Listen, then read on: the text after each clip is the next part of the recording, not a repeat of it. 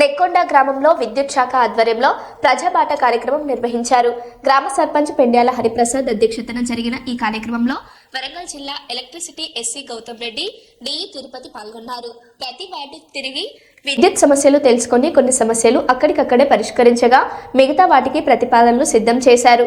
రాబోయే 3 నెలల్లో నెక్కొండలో కరెంటు సమస్యలు లేకుండా చర్యలు తీసుకుంటామని అధికారులు హామీ ఇచ్చారు.